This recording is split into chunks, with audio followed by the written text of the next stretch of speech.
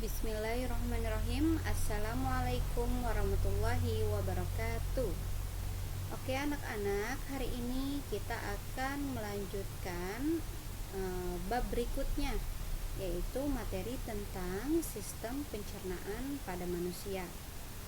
Oke, sebelumnya Ustazah akan menjelaskan bahwa tujuan pembelajaran kita hari ini adalah untuk mengidentifikasi organ-organ pencernaan pada manusia. Dan esensi al-khawas yang akan kita capai yaitu agar anak-anak dilatih untuk berpikir kritis dan kreatif dalam mengidentifikasi organ-organ pencernaan pada organ-organ sistem pencernaan pada manusia. Oke, anak-anak, sebelum belajar alangkah baiknya kita berdoa terlebih dahulu. Berdoa dimulai. Berdoa selesai. Oke, kita akan bahas sistem pencernaan ya, Nak ya. Oke. Sistem pencernaan terkait dengan proses pencernaan. Proses pencernaan. Di mana proses pencernaan adalah proses merubah makanan menjadi sari-sari makanan ya, menjadi sari-sari makanan yang kemudian sari-sari itu akan dijadikan energi yang kemudian akan dialirkan menuju sel yang akan dimanfaatkan oleh tubuh kita. Lalu proses pencernaan sendiri dibagi menjadi dua.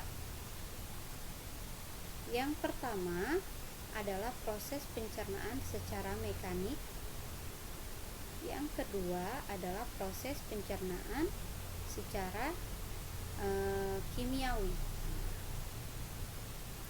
Proses pencernaan secara mekanik itu adalah yang mana dia melibatkan gigi kita ya, gigi yang berfungsi untuk menghancurkan makanan.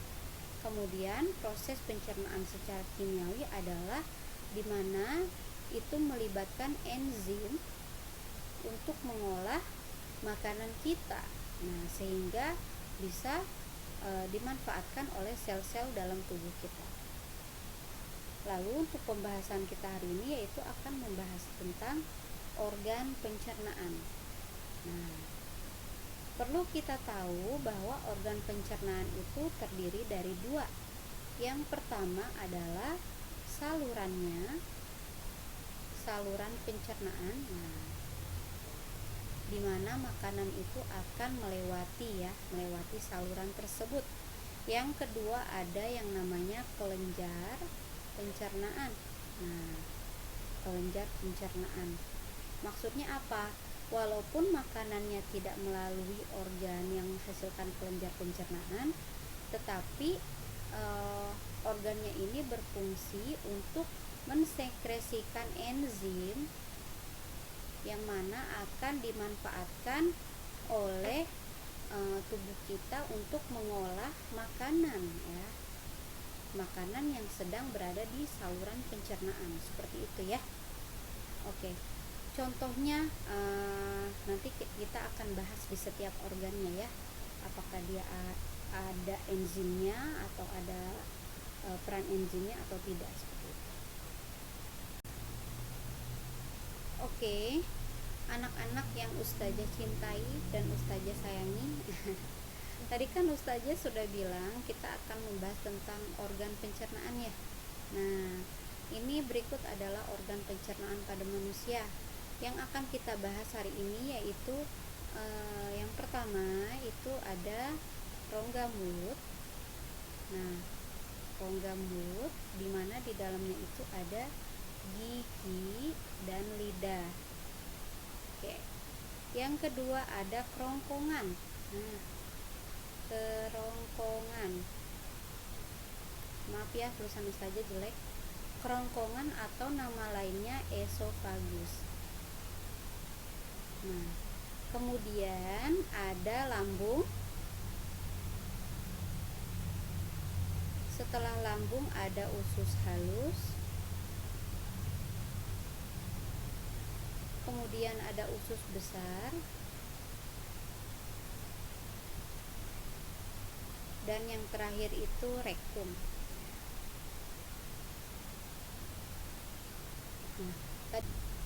Oke, anak-anak, kita akan membahas rongga mulut ya. Rongga mulut merupakan daerah pertama yang mana dia akan mengolah makanan secara mekanik dan kimiawi ya. Jadi organ pencernaan pertama ya. Secara mekanik artinya makanan tersebut dihancurkan menggunakan gigi. Nah, ini gigi taring fungsinya untuk merobek, gigi geraham fungsinya untuk mengunyah ya. Lalu secara kimiawi, dimana kita tahu itu dia melibatkan enzim. Namanya enzim apa? Enzim petialin. Nah, enzim petialin ini dihasilkan oleh kelenjar ludah. Nah, kelenjar ludah di mana letaknya? Letaknya di bawah lidah ya. Di bawah lidah. Di bawah lidah. Lalu apa saja nama kelenjarnya? Yang pertama ada yang namanya kelenjar parotis, kelenjar ludah parotis. Yang kedua ada yang namanya sublingualis, kemudian submandibularis.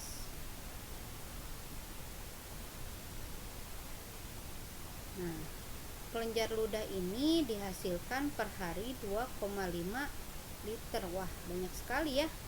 Karena manusia juga makannya banyak ya sehari-harinya. Lalu fungsinya apa kelenjar ludah? Fungsinya adalah dia akan memecah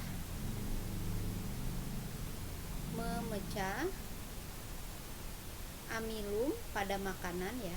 Amilum yang terkandung pada makanan menjadi maltosa. Apabila Ananda atau anak-anak mengkonsumsi makanan yang mengandung amilum, maka dia akan langsung dipecah nih di lidah ya. Langsung dipecah dari amilum menjadi maltosa. Seperti itu. Oke, anak-anak, kita lanjut ke organ berikutnya, yaitu kerongkongan. Kerongkongan ini bentuknya seperti pipa panjang. Nah, anak-anak tentu membayangkan ya bagaimana bentuk dan struktur dari pipa panjang. Sama ya, kerongkongan bentuknya seperti itu ya nak ya, karena dia akan mengedarkan makanan menuju lambung. Nah, di dalam kerongkongan ini, dalam proses pengedaran makanannya dibantu oleh dua otot. Otot yang pertama yaitu dinamakan otot longitudinal atau otot yang bentuknya memanjang. Otot yang kedua itu dinamakan otot sirkular atau otot yang bentuknya melingkar. Nah, di mana kedua otot ini akan menghasilkan gerak peristaltik. Gerak peristaltik ini yang mana akan mendorong makanan lebih cepat menuju ke lambung.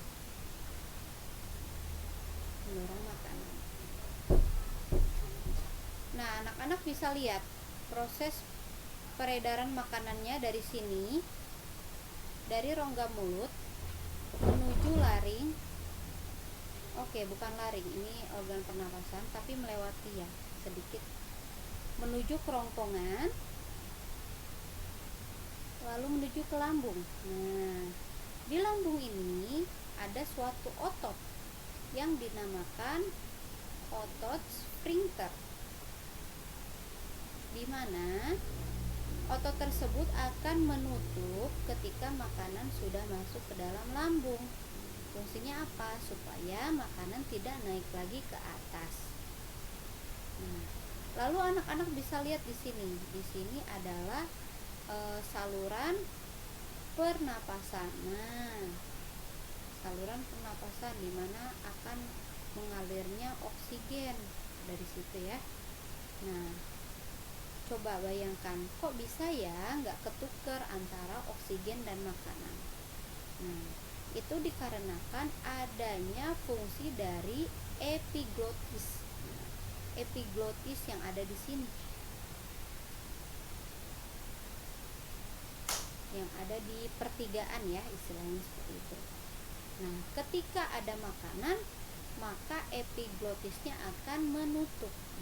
Menutup. Ketika oksigen masuk atau bernafas, maka epiglotisnya akan membuka. Seperti itu ya, Nak ya. Oke anak-anak, kita akan menuju organ berikutnya setelah kerongkongan, yaitu lambung. Lambung nama lainnya adalah ventriculus. Ventriculus ya. Lambung dibagi menjadi 3 bagian, yaitu kardiak, fundus, dan pilorus. Nah, ada 3 ya. Nah, di lambung terdapat 2 proses pencernaan secara mekanik dan secara kimiawi. Secara mekanik, ketika makanan diolah dengan gerakan kontraksi otot lambung. Kontraksi otot lambung.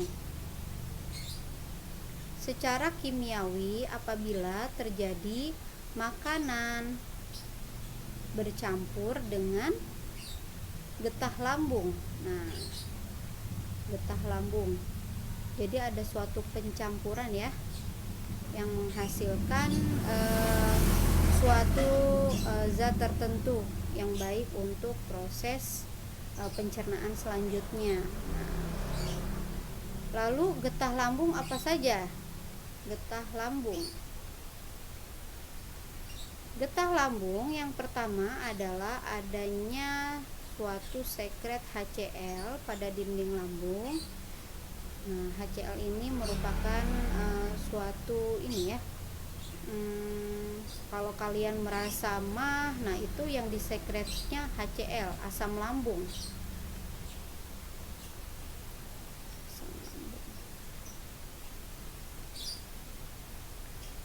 Biasanya kalau gastritis atau penyakit mah adalah ketika HCl-nya naik. Nah, lalu ada yang dinamakan enzim pepsin, kemudian adanya enzim renin, dan yang terakhir adanya hormon gastrin.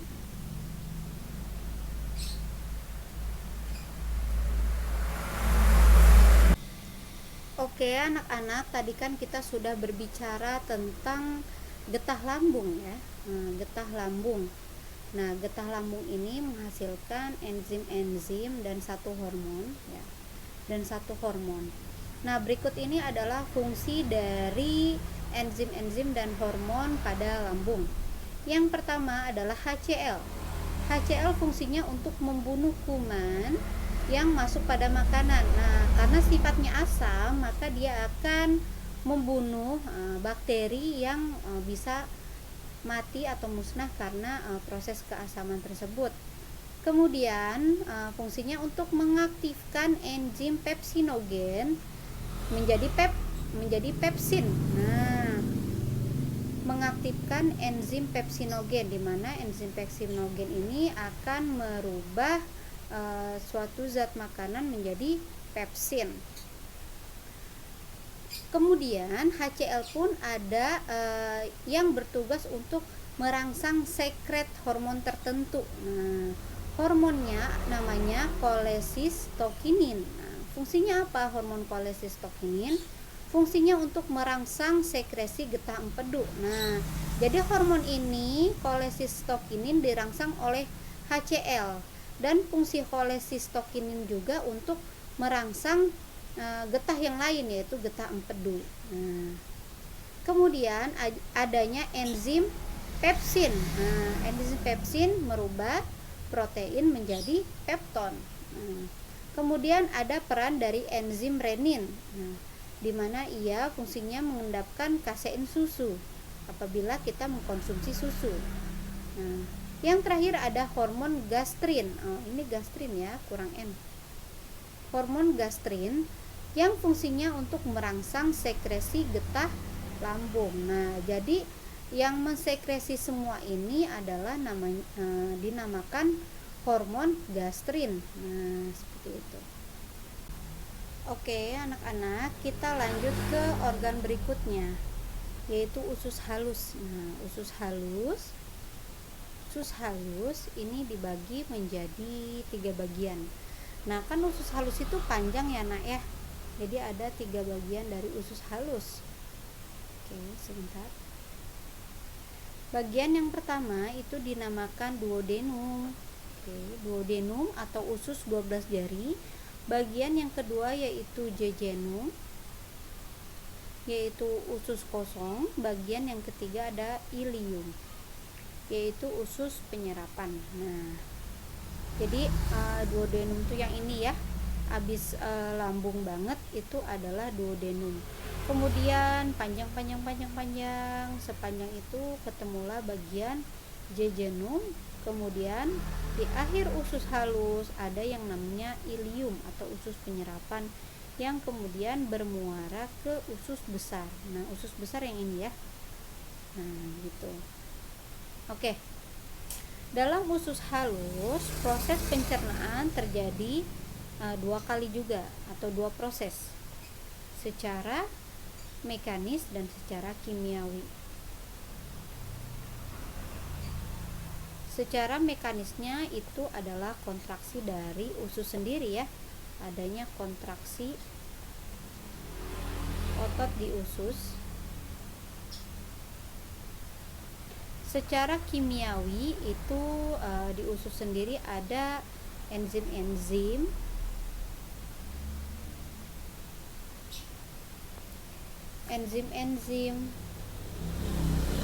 yang akan mengolah dari makanan yang masuk ke dalam usus. Oke, akan kita bahas.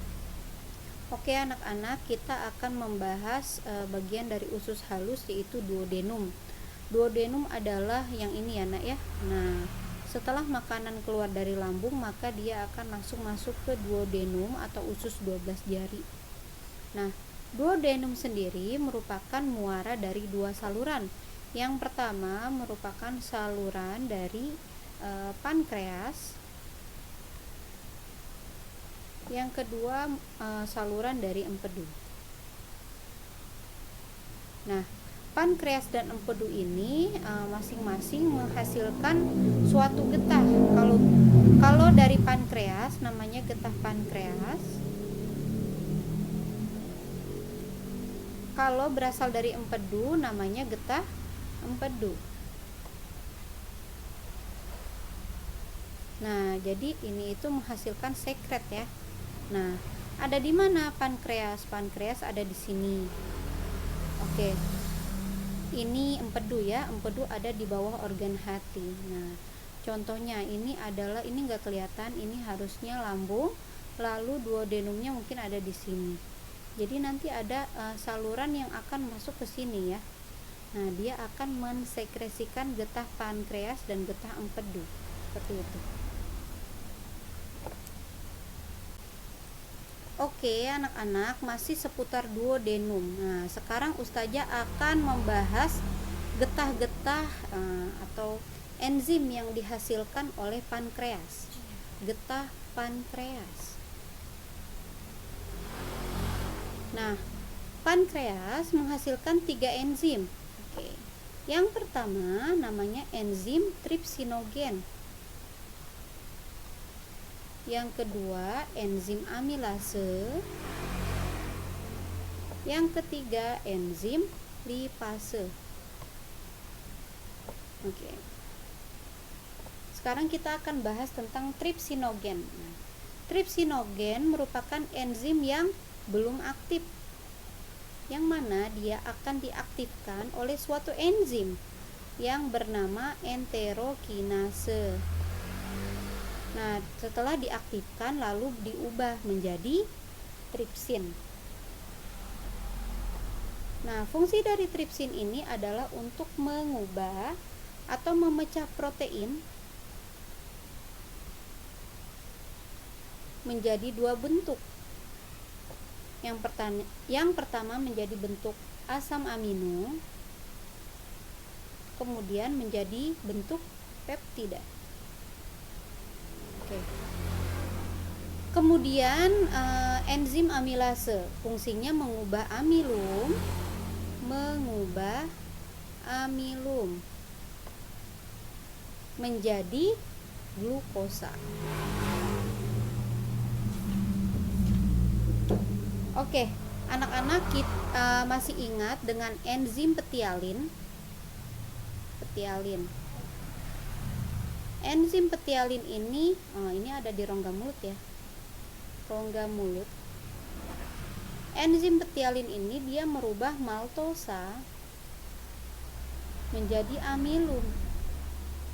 Nah, kemudian amilum ini kan dibawa nih, dialirkan menuju usus. Nah, amilum ini dirubah menjadi glukosa oleh enzim yang ada di usus halus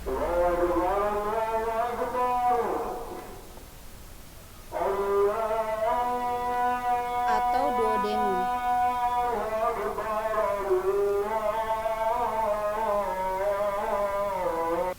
Oke, jadi paham ya prosesnya ya. Nah, jadi makanan kita itu yang mengandung maltosa dirubah menjadi amilum di rongga mulut.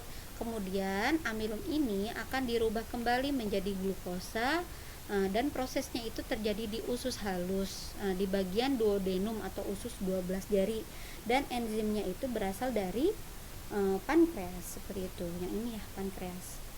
Kemudian ada enzim lipase. Enzim lipase berasal dari kata lipid yang artinya lemak.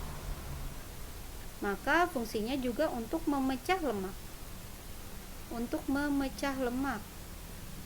Menjadi apa? Menjadi asam lemak dan gliserol.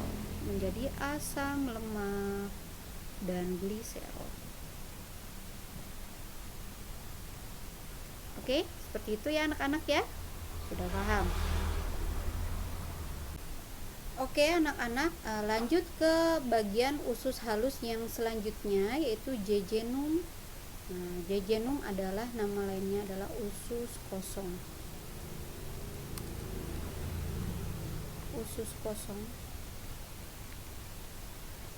Nah, di jejunum ini terjadi proses pencernaan secara kimiawi.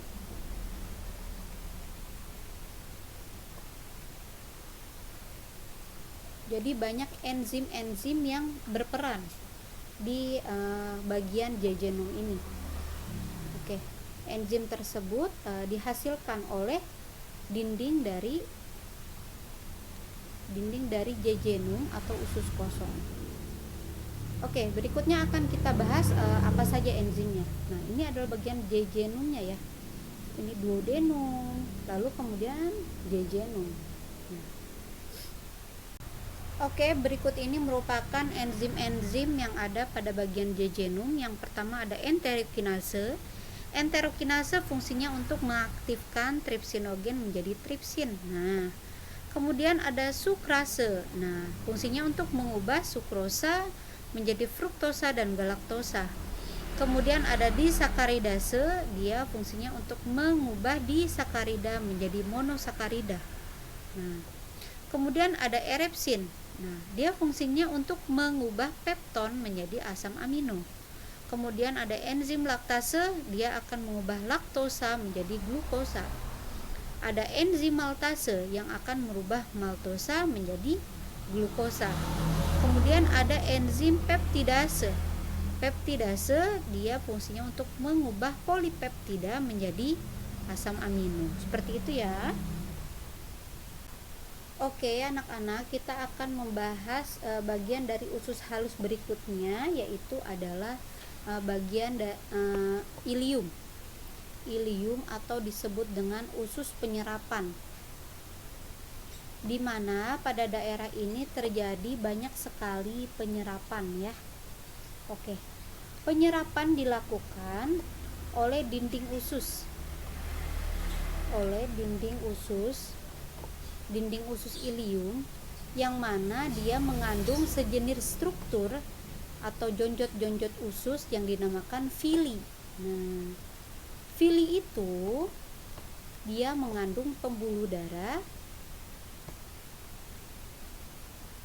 dan pembuluh getah bening.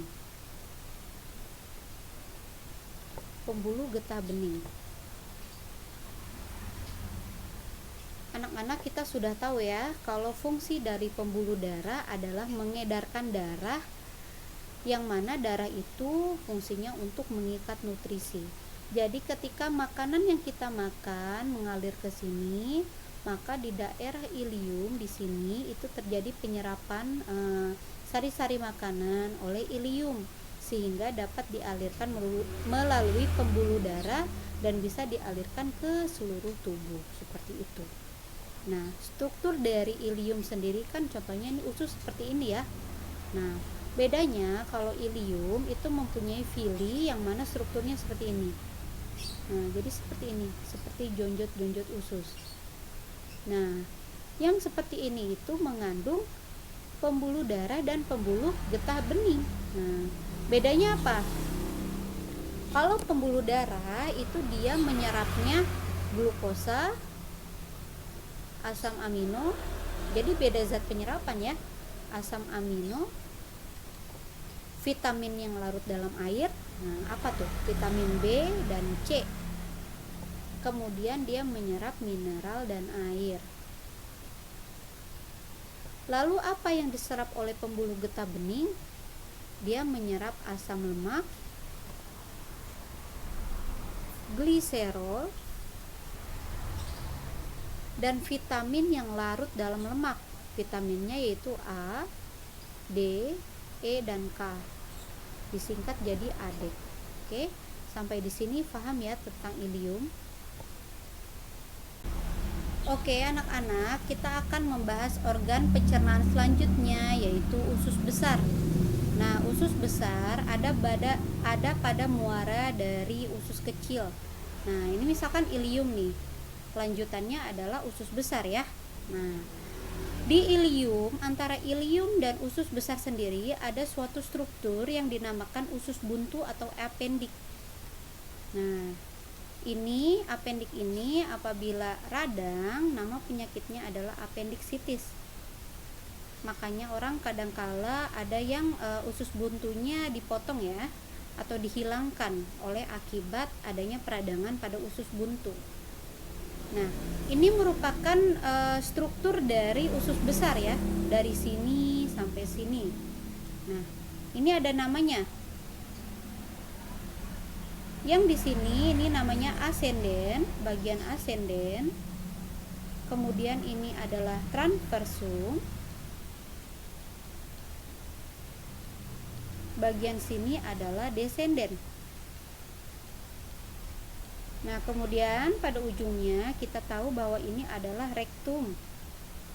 Rektum yang mana di bawahnya adalah anus, tempat keluarnya feses atau defekasi. Oke. Di usus besar ini terdapat suatu bakteri namanya Escherichia coli, di mana bakteri ini membantu pembusukan sisa makanan.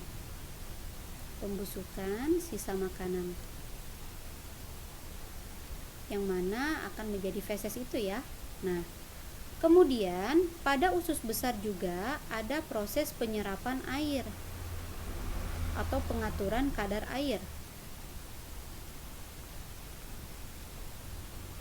di mana ketika tubuh kita mengalami kekurangan air, maka air akan diambil dari usus. Nah, sehingga kadangkala kita menemukan feses kita itu bentuknya kering.